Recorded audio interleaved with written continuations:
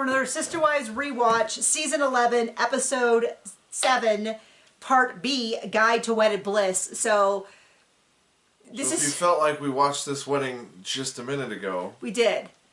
We did. Okay, so I was wondering, why in the world would they air this right after they just showed the wedding? Because to me, it looks like they just took the 2 episodes and just put Maddie's wedding episode next with these. Well, I looked, the only thing I can figure was, so this aired on Christmas Day 2016, so they were like, whatever, let's just put some filler in and put this here. If I had known that this was what this episode was, I would have just skipped it. But now we're like halfway through and we have almost nothing. I have like 2 lines on my paper. You might say, well then Nikki, why didn't you just finish it off? Well, that would have been great, but when I built my schedule for like, oh, how much time I need to watch this, I didn't know that it was going to be that long. And so we didn't have time to watch more. So we get this particular episode, Guide to Wedded Bliss, was Robin's wedding, the family commitment ceremony, and Maddie's wedding, which, yes, we just watched Maddie's episode. So we divided this into thirds because it was originally a 3-hour episode. Can you believe that? And then we have the end of the commitment ceremony and then a repeat of Maddie's wedding. So I mean, Maddie and Caleb are still together, but can you believe they called it A Guide to Wedded Bliss for people that did divorced 3 times over? Yeah, well, he wasn't divorced at that time. I mean, and all of everybody else saw it coming. Everything ages badly in here. It seems like Maddie and Caleb are still together, but other than that, the rest of it, Cody being like, I love all my wives equally. I have so much experience with this. I'm such a good role model. No. So anyway, it starts with the end of the commitment ceremony, where all the kids came up with this idea where they would each have a rose, and on it would have a ribbon with what they're thankful for their parents are. And the littlest one starts out and is like, thank you for being a good mommy and daddy, and then hands the rose to the next one. And so now the next one has 2 roses and reads theirs and hands it down. So at the end, they have this big bouquet. And I think a lot of that was Maddie and Aspen and like the older girls put this together. And it's very sweet. And all I can think is they're such great kids. And it's so sad that Cody doesn't have a relationship with a lot of them. And then of course it's like, John's thing that he says every time. Oh, look at Robin's kids not being included. They're part of the ceremony. They're included in everything. They're invited to everything. How does she look at herself in the mirror? I wouldn't be able to if I was that person. But anyway, so they do all that. They go out, they do the dancing, the Brown family mosh pit. Cody's dancing with everyone. If you can call it that, which is very generous. Oh, calling Cody whatever he's flailing about dancing. I thought you were being a metalhead and being like, that's not a proper mosh pit. Also true, technically true, but that was not the point you were making. Yeah, so then they get that, and then we cut over to Maddie's wedding. And it's the exact same episode that we just saw.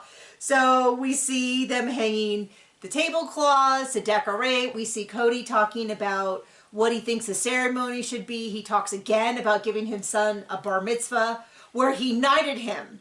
So I think other than the name, I don't know that he actually did anything related to Judaism. And I always think it's so funny that they're like, we have our sacred ceremonies that we deeply respect. Everybody else's sacred spiritual ceremonies plunder and purge and stall ours. What is this, the UK?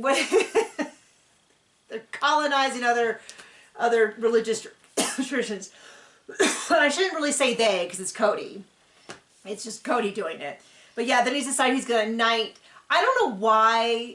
It's funny because I feel totally comfortable with public speaking. Right now I'm doing a little stand-up, I'm doing a little improv, like I'm comfortable presenting, teaching, all of that, but something about the idea of someone knighting me on stage gives me, like, without me condoning it, gives me the biggest heebie-jeebies. It gives me the same feeling when I used to watch The Office, and I'd have to watch the first episode like that, because it was so embarrassing, and I didn't know what was going to happen, and the tension bothered me. Scott's Tots. It's part of the reason I never could really watch Seinfeld. Objectively, I understand it's very funny, but I cannot sit in that discomfort of people embarrassing themselves. And there's something about it's not just that he decided he was going to knight Caleb. It's the fact that he decided to do it without telling them. And then it's also just a little, it's just so make-believe. This is my princess, and I'm going to make you a knight before you marry her and become the king. And I'm like, you realize all of those are just stuff you've made up. And what's funny is it's again, what is this? The UK? But it's like, just to be clear, like, it wouldn't bother me if they were like, we want a Renaissance themed Met. I'd be like, hey, it all fits together. But it's just such a wild thing to spring on someone. I mean, at least it was kings and knights, and it could have been so much more culturally inappropriate.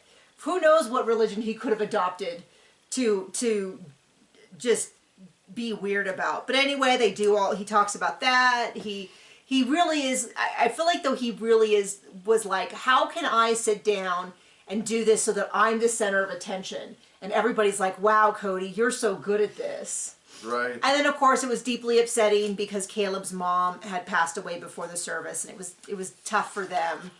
And that's tough to watch. And I feel like between this and then we're watching this right as Garrison's funeral episode, I feel like I've just been sitting and crying at the Sister Wives. This is not why I signed up for this show. This is too much real life. This is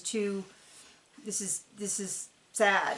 I don't know, to put it bluntly. So we got all the way up to, she's in the wedding dress, the wedding's about to start, and that's the end of the second of 2/3 of this episode.